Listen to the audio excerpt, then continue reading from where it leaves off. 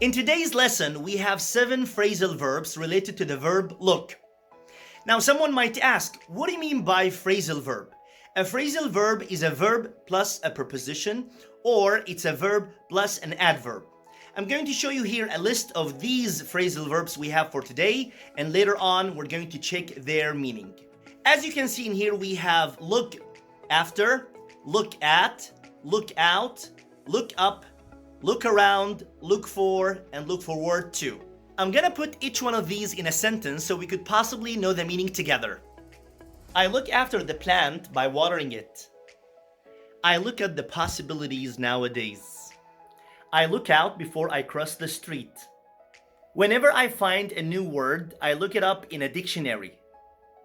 I usually look around before I take out my money. I'm looking for my keys. Have you seen them? Finally, I would like to say I'm looking forward to meeting you again and again. If you were able to find the meaning out of the sentences that I gave, then please write down the meaning in the comment section below so we can check out their meaning together.